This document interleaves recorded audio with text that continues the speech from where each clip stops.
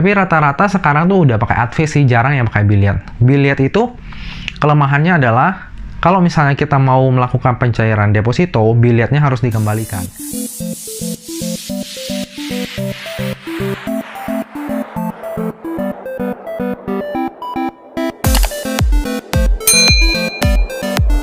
Halo Sobat Maya, kembali lagi bersama saya Sudarsan Glory. Apa kabar Sobat Maya semuanya nih? Saya harap semuanya baik-baik, sehat, dan selalu semangat ya. Jadi, di video kali ini, saya akan membahas bagaimana cara kalau misalnya Sobat Maya mau melakukan penempatan deposito. Jadi video ini adalah kelanjutan dari video saya sebelumnya, yang ini. Bagaimana cara menghitung bunga deposito. Nah, jadi kalau misalnya Sobat Maya udah tahu cara hitung bunga deposito dan saat ini Sobat Maya lagi ada dana nganggur atau idle fund dan belum dipakai untuk bisnis atau dipakai untuk investasi lainnya dan pikir-pikir mungkin taruh di deposito lumayan lah ya dapat gainnya. Nah, saya akan ajarin gimana caranya buka deposito. Nah, jadi kalau sekarang ada dua cara nih untuk buka deposito. Yang pertama cara konvensional, yang kedua by online atau digital. Jadi kita mulai ke yang pertama dulu ya, konvensional. Konvensional itu artinya Sobat Maya harus datang ke bank, mengisi form deposito, lalu akan diproses oleh bank. Sederhananya seperti itu. Nah, tapi sebelum menempatkan deposito, Sobat Maya tentunya harus punya rekening di bank tersebut dulu. Rekeningnya bisa tabungan ataupun giro kalau misalnya Sobat Maya pengusaha ya, kayak gitu ya, atau punya usaha yang butuh giro. Jadi, kalau misalnya Sobat Maya udah datang ke bank dan melakukan pembukaan rekening, tabungan atau giro tersebut, Sobat Maya tinggal isi yang namanya form penempatan deposito. Nah, setelah Sobat Maya isi formnya, nanti Sobat Maya akan dikasih beberapa pilihan ya. Kan deposito itu tabungan berjangka nih. Jadi ada tenor 1 bulan, 3 bulan, 6 bulan, 12 bulan, 24 bulan. Nanti Sobat Maya akan pilih. Lalu, untuk bunga dan pokoknya itu, dia juga ada pilihannya nih. ARO, non-ARO. ARO itu artinya automatic roll over. Jadi kalau misalnya Sobat Maya tempatin 100 juta bulan ini dan Sobat Maya pilihnya ARO, artinya di bulan depan itu akan otomatis digulung gitu. Jadi ARO itu sendiri ada yang namanya ARO pokok, ada yang ARO pokok plus bunga. Kalau misalnya ARO pokok plus bunga artinya kalau misalnya Sobat Maya dari 100 jutanya dapat 263.000 bunganya, artinya di bulan depan pokoknya Sobat Maya akan digulung jadi 100 juta plus bunganya tuh. Jadi 100 juta 263.000. Nah, itu di bulan depan ya akan digulung lagi kalau misalnya Sobat Maya nggak tanda tangan form pencairan deposito gitu. Tapi tentunya hal tersebut bisa terjadi kalau misalnya itu udah jatuh tempo ya, kalau misalnya Sobat Maya mau melakukan pencairan ya. Karena kalau misalnya kita break, itu kita akan dikenakan penalti biasanya di bank yang kita taruh depositonya. Nah, di konvensional sendiri, itu kalau misalnya kayak saya nih, orang biasa mau melakukan penempatan deposito kayak gitu. Tapi kalau misalnya Sobat Maya punya duit yang banyak atau ditaruh di deposito nih, contohnya di atas 500 juta, itu Sobat Maya bisa jadi yang namanya nasabah prioritas atau nasabah privilege di bank.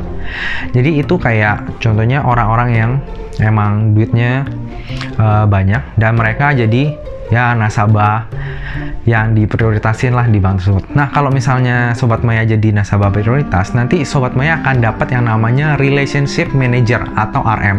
Nah, jadi RM ini yang akan ngurusin keperluan finansial Sobat Maya. Biasanya tuh mereka akan tawarin yang lebih dari deposito. Contohnya akan nawarin reksadana, terus insurance atau asuransi. Ya, mungkin itu akan kita bahas ke video selanjutnya. Nah, jadi kalau misalnya konvensional caranya kayak gitu tuh Sobat Maya. Antara Sobat Maya datang atau misalnya Sobat Maya punya banyak duit, ya nanti RM-nya yang akan melakukan untuk Sobat Maya penempatan depositonya. Gitu. Nanti untuk bukti depositonya, kalau misalnya konven ya, Sobat Maya akan dapat dua jenis. Yang pertama antara Biliet deposito atau yang kedua Advice deposito. Tapi rata-rata sekarang tuh udah pakai Advice sih, jarang yang pakai Biliet. Biliet itu kelemahannya adalah kalau misalnya kita mau melakukan pencairan deposito, Bilietnya harus dikembalikan. Tapi kalau yang namanya Advice deposito, nggak apa-apa, itu kayak bukti doang kita ada lakukan penempatan. Tapi kalau misalnya kita mau melakukan pencairan deposito, itu kita nggak usah balikin lagi.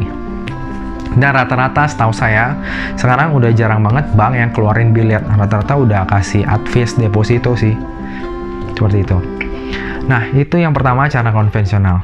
Kita menuju yang kedua, yaitu digital atau online. Nah, di zaman sekarang, apalagi pandemi gini ya, buy online ini sangat membantu. Membantunya kenapa? Karena kita nggak usah lagi repot-repot datang ke bank.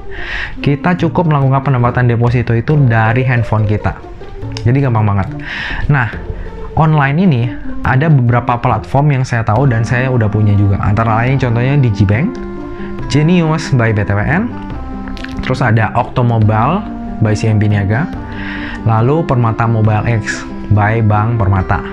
Nah, kalau misalnya deposito biasa itu, kalau kita datang ke bank minimalnya 8 juta. Kalau di online ini bisa lebih rendah nih, setahu saya ya. Yang saya udah coba, contohnya di Gbank itu kita start dari 1 juta udah bisa melakukan penempatan deposito. Kalau di Octomobile itu startnya 5 juta. Nah, jadi kalau misalnya dananya masih kecil dan mau ada return yang lebih gede dibandingkan tabungan, Sobat Maya bisa taruh di deposito online tersebut. Nah, deposito online ini sama ya, kita tetap harus buka rekening, tapi kita nggak perlu datang ke bank. Kita cukup daftar dari aplikasi tersebut. Jadi nanti dokumen-dokumennya pun kita tinggal upload.